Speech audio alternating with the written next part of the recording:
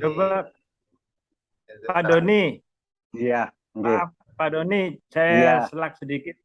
iya. Tolong kalau bisa mengarah ke konkretnya kita sehari-hari, Oh iya, problematik internal keluarga, terus dengan warga sekitar, dengan ibadah kita, kira-kira untuk hal-hal yang agak kong- ke arah yang konkretnya, eh, tindakan atau sikap kita supaya ada perubahan gitu ya. Kita iya. berubah atau eh, apa apa yang harus kita anukan gitu. Karena kan sangat complicated ya. Kita punya Iya, betul, betul. itu yang bikin kita stres ya. Stres larinya ke penyakit. Betul, Sebulan Pak. Betul, saya betul. luka di kaki ini kayaknya penyebabnya kemungkinan besar ini karena kepikiran Betul, betul. stres Betul, sebagainya. betul, Pak. Betul. Makanya. Belum hari ini aduh pusing benar. Bolak-balik ke puskesmas ke IGD Pasar Bo. Waduh, Iya, pikir-pikir kenapa? Ya, mungkin aduh ini penyebabnya jangan-jangan karena stres ini. betul, betul, Pak. Jadi Oke, memang semua monggo Pak. Monggo Pak. semua apa namanya? eh, eh, kita mengupas tentang emosional dulu, Pak. Iya, iya, iya, Sebenarnya iya. konkretnya kita itu permasalahan emosional, gitu. Bukan nanti kalau saya seharusnya kamu mencintai seperti ini. Saya akan bermain verbal di situ. Kita akan masuk ke kesadaran kita sendiri-sendiri. Oh, ternyata kita sadar bahwa apa yang kita lakukan, makanya completed itu tadi, nggak bisa diverbalkan, nggak bisa diteorikan. Kalau saya misalnya datang ke Pak Agus membawa suatu kegundahan, Pak Agus, Iya. saya ini eh, apa lagi di bermasalah dengan adik saya misalnya. Hmm. Tahu-tahu Pak Agus langsung memberikan jawaban. Ya makanya yang sabar sampai gitu. Yang sabar, yang ikhlas. Ya bisa saya memberikan itu, tapi saya jamin tidak menyelesaikan emosional. Kita harus membongkar semua. Kenapa kita tidak ikhlas? Kenapa kita tidak syukur? Kan masalahnya itu. Iya. Bukan kalau kata-kata aja selesai sebenarnya. Tapi faktanya tidak pernah menyelesaikan orang. Karena Hmm. completed itu tadi loh Pak. Jadi kalau kita bicara tentang fakta kehidupan yang begitu luar biasanya, Complicated permasalahan, Pak. iya, Yang saya permasalahan yang kita complicated, hadapi, itu ruwet, tidak ruwet bisa, Pak. itu tidak bisa kita hadapi dengan bentuk pola, bentuk-bentuk verbalitas yang intinya itu hanya mengulang-ulang itu tadi. Ya Hmm. oke lah ikhlas. Tapi bagaimana sih emosional kebenaran diri kita menghadapi fakta tentang ikhlas? Kan itu. Ikhlas.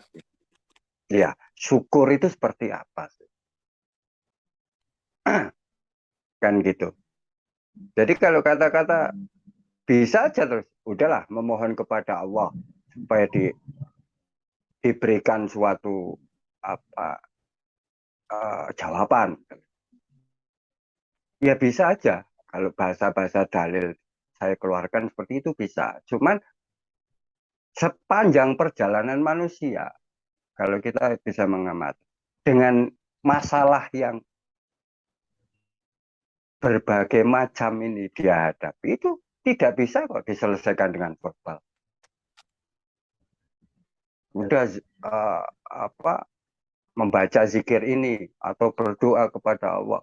Faktanya itu tidak bisa menyelesaikan. Nah, itu yang saya katakan hanya diasupi kita itu oleh pengondisian kehidupan untuk berifuria, membayangkan sesuatu yang dianggap bisa menyelesaikan kehidupan kita. Nah, ini masalah pribadi manusia itu terjebak di situ semua, Pak. Akhirnya kehidupannya itu menghadapi fakta itu tidak connect dengan fakta itu sendiri. Karena dia mabuk dengan euforia itu sendiri, gitu loh masalah. Ini esensi yang yang yang penting supaya kita bisa masuk kepada kebenaran itu sendiri. Jadi intinya kita harus sadar dari permainan-permainan euforia dari kehidupan kita sendiri itu ya Mas ya. Intinya ke sana. Iya, Kita harus kita menyadari sadari dulu. benar.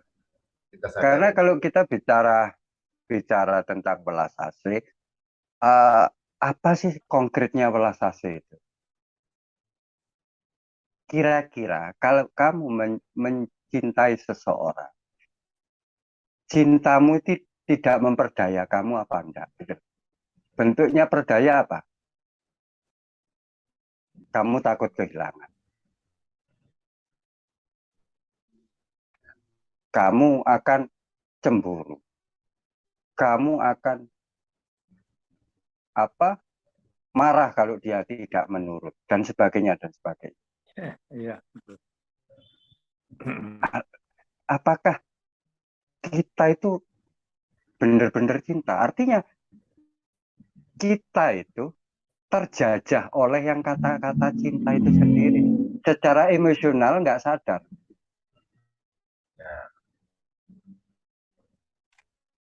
Nah, bagaimana kita lepas dari itu? Yang dikatakan ikhlas yang sesungguhnya, ikhlas syukur yang sesungguhnya, syukur, dan membentuk suatu variabel universal cinta atau welas asih.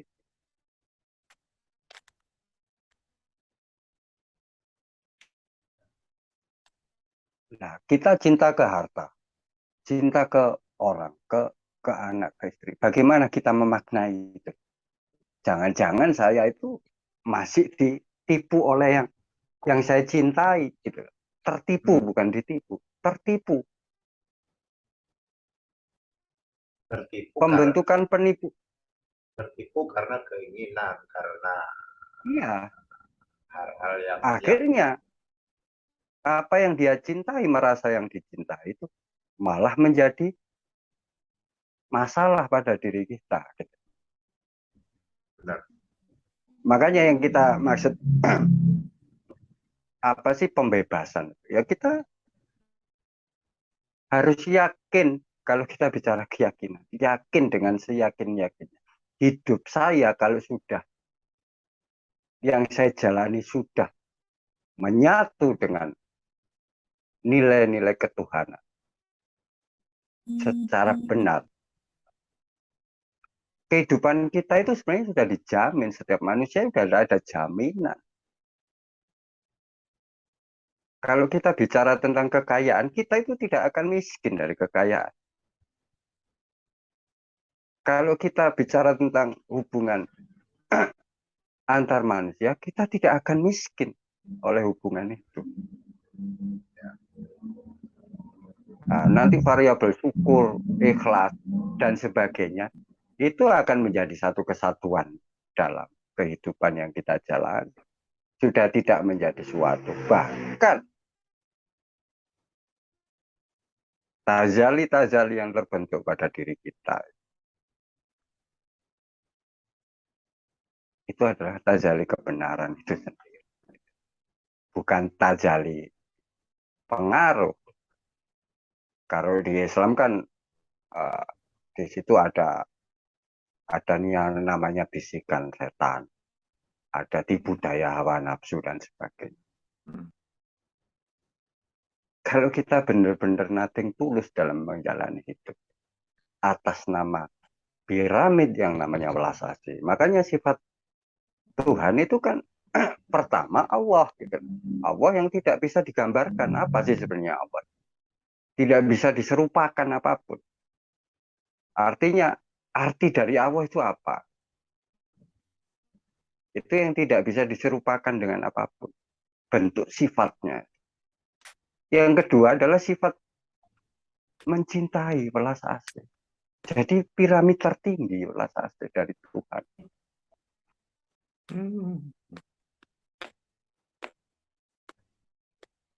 Nah, kalau itu kita benar-benar sudah menjadi piramid kehidupan diri kita, hidup kita itu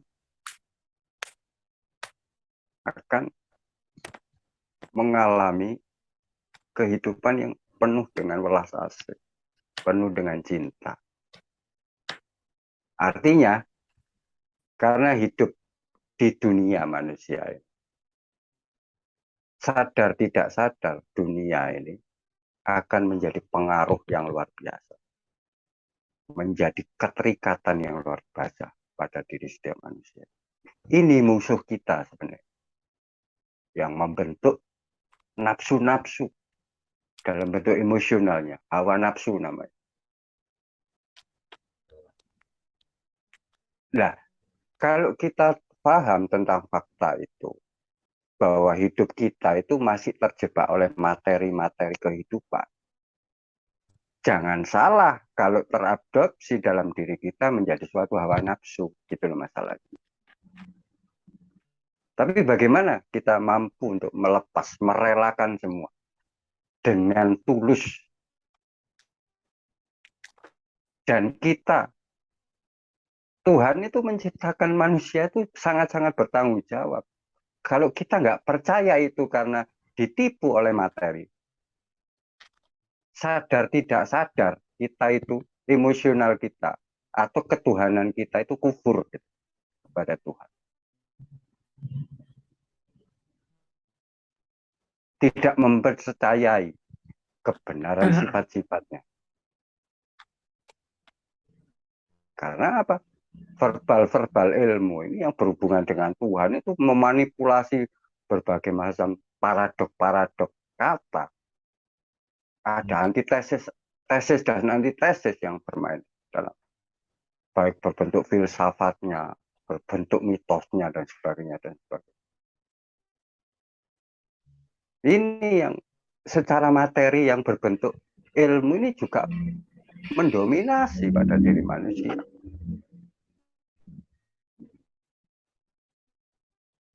Nggak bisa nggak kita melepaskan semua? Apakah melepas itu berarti kita kehilangan? Tidak, sangat tidak. Karena kita terjebak suatu fisikal, kita takut akan kehilangan fisik.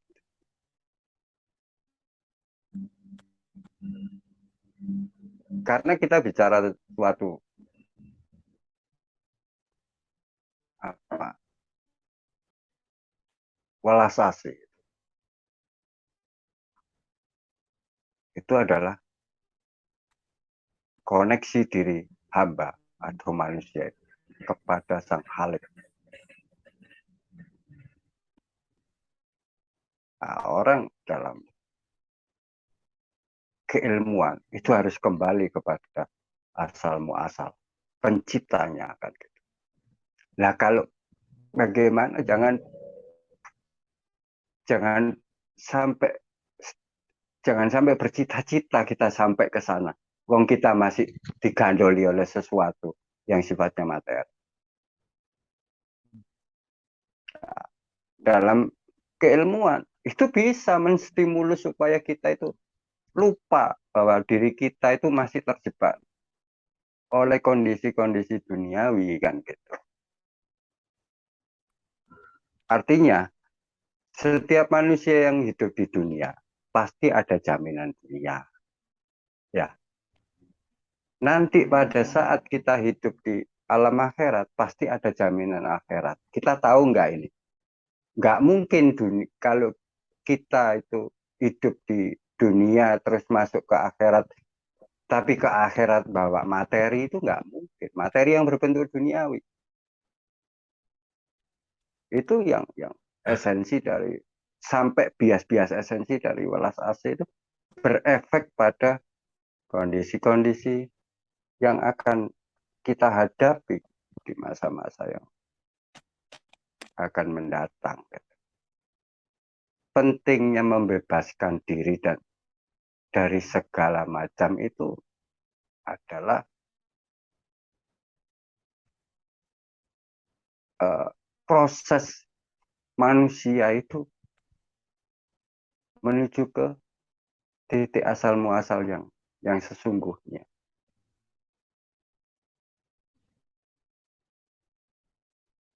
Nah, welas asih pun, cinta pun, itu juga sama, menujunya sama. Makanya kalau kita hubungan antar manusia itu secara emosional pasti di situ ada welas asih, pasti. Cuman begitu welas asih atau cinta kasih ini diselubungi oleh keinginan-keinginan yang mengondisikan diri kita. Ini yang menjadi masalah tentang welas asih. Jadi tidak bisa. Kita supaya welas asih harus berdoa. Welas asih harus membaca kitab, membaca ilmu-ilmu bijak, kata-kata bijak, tidak bisa.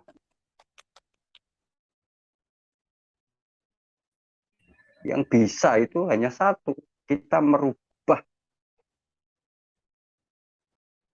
paradigma pada diri kita yang terkuasai oleh pengaruh-pengaruh ini, supaya masuk kepada kebenaran diri kita itu sendiri. Kalau kita ngomongkan cinta, seberapa besar kamu cinta? Kan gitu. Dan ini pasti, Pak, secara nurani manusia itu tahu kok. Kalau manusia itu mau mendengarkan nurani yang sesungguhnya, syukur itu tahu kok.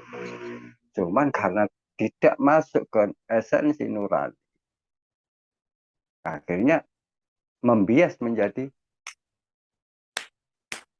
sesuatu yang hanya bergerak di pikiran aja.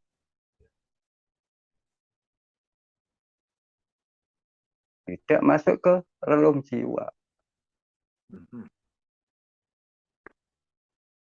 Ini manusia umum dijalani oleh manusia. Nah, kita kan bagaimana supaya kita ini tidak masuk ke jeratan-jeratan yang kalau kita lihat sebenarnya semua euforia, semua fatah morgana itu. Supaya kita tidak hidup dalam impian hidup ini. Apa yang kita bawa sekarang, apa yang kita kuasai sekarang, mau tidak mau, akan terbawa di alam yang berikutnya. Pasti itu. Jadi intinya harus menyadari kondisi-kondisi yang menyebabkan cinta kasih itu menjadi jadi bias ya Mas ya.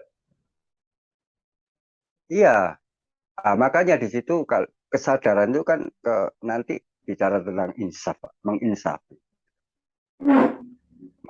tentang kekilafan. Nah, permasalahan manusia itu, kekilafan itu hanya dipengaruhi oleh teori-teori, akhirnya menjadi suatu gerakan-gerakan yang hanya formalitas gitu. Gitu Pak siapa? Pak Citra. Pak ya. Ada yang kurang jelas Pak Citra? Wah, udah sangat jelas sekali. Agak enteng ini kepala nih. Ya, alhamdulillah. Ada sebagian solusinya udah dapat masukan. Yang penting menyadari Mas, jadi memang semuanya itu kesadaran itu penting banget. Menyadari tentang kelakuan kita, menyadari tentang perjalanan hidup kita sendiri, karena setiap orang kan berbeda-beda Mas. Ini tidak bisa. Aku punya pengalaman, terus tak ceritakan ke sampean, terus sampean bisa mengadopsi, belum tentu juga. Tetap kembali kepada kita semuanya. kira itu. Kadang-kadang gini loh Mas Agus, gini loh. Kita kadang-kadang kita sering begini loh. Mungkin Pak Doni nanti bisa kasih solusinya di kesempatan berikut. Kita sering tidak terima kenyataan bahwa kita sudah berbuat maksimal untuk pihak sekeliling kita, termasuk ke keluarga kita, tapi kok nggak dibalas sesuai dengan keinginan kita, bahwa kita kepengen kebahagiaan, ya, mereka empati, balik simpati atau atensi, perhatian gitu, nggak sesuai seperti keinginan kita. Nah ini kan jadi problema.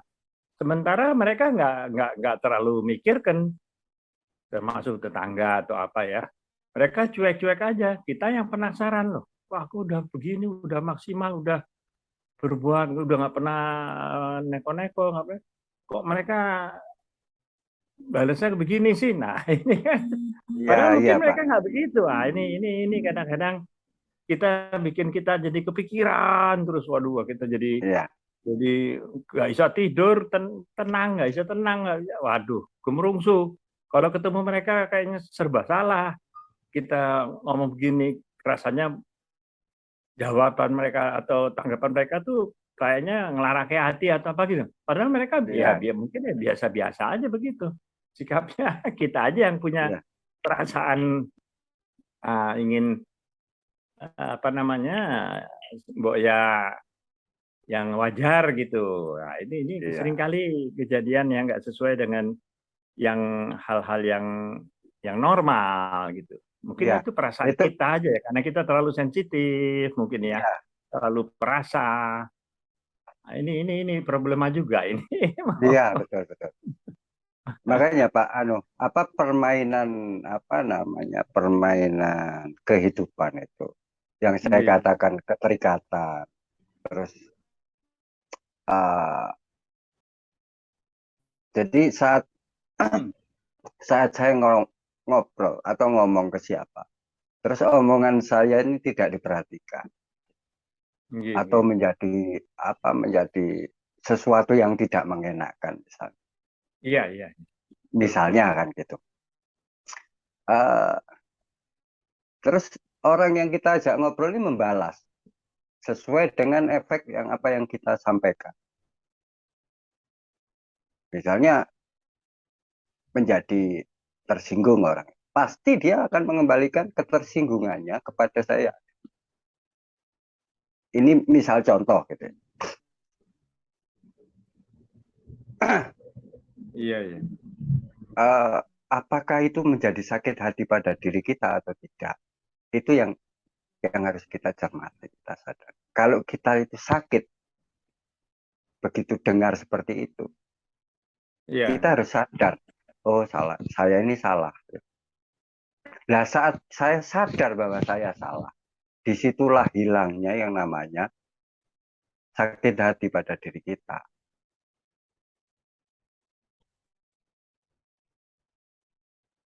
Kan gitu Pak. Begitu itu hilang, setiap interaksi selalu terbentuk berbagai macam. Dan kita masuk ke dalam diri kita. Makanya saya tadi menjelaskan bahwa kehidupan diri setiap manusia ibarat melempar suatu bumerang. Apapun bentuknya, bumerang itu akan kembali kepada diri kita. Nah itu ya, rangkaian kesadaran itu di situ. Kalau saya memberikan efek kepada seseorang itu kebaikan, ya pasti kembali kebaikan. Kalau kejelekan, berarti kejelekan. Itu kita harus kembali pada diri kita, bukan menyalahkan apa yang kita ajak interaksi. Karena itu kita akan kembali lagi saat menyalahkan. Efeknya lebih berat lagi, lebih besar lagi. Nah, nanti apa yang nanti membentuk diri kita itu bukan hanya emosional aja yang bermasalah, tapi akan masuk ke rangkaian organ-organ sel diri kita. Karena kalau esensi manusia itu sebenarnya kan satu kesatuan. Semua saling berkaitan antar sel per sel ini, Pak. Kalau sel pikiran kita bermasalah, nanti mentransfer kepada organ-organ sel yang lain itu ya dengan bentuk masalah. Nah, bagaimana ritme metabolisme dalam diri kita ini baik berbentuk pikiran itu terdistribusi dengan nilai-nilai pada organ-organ diri kita.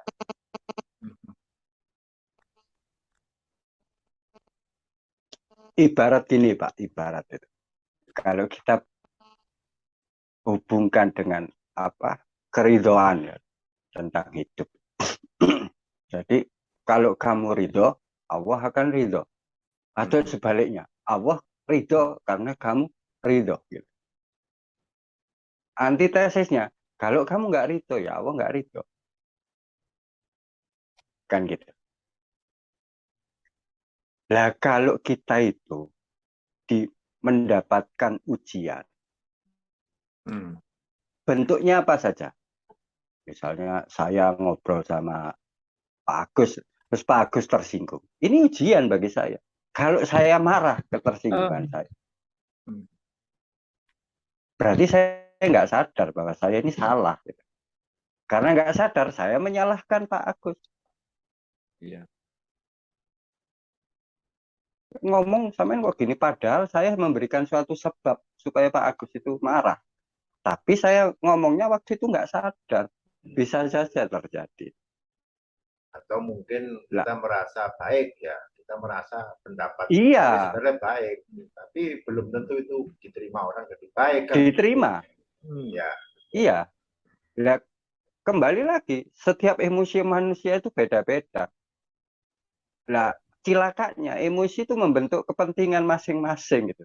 Kalau kepentingannya ini kita kuat, kita kasih tahu, dia akan marah. Itu hawa nafsu, permainan hawa nafsu di situ. Egoistiknya akan muncul. Nah, bagaimana kita bicara tentang sabar itu kan luas. Kesabaran kita berhubungan dengan berbagai macam bentuk karakter ini sampai seberapa sabar gitu. Meskipun seakan-akan kita tidak menyebabkan suatu interaksi yang jelek, tahu-tahu mendatangi diri kita hal yang jelek, bagaimana kita bisa dikatakan sabar? Karena kalau kita percaya antara ini kita diuji, ridho nggak kamu dengan ujian itu? Kalau nggak ridho, Allah mengatakan aku ya nggak ridho, tak tambahi kamu ujian.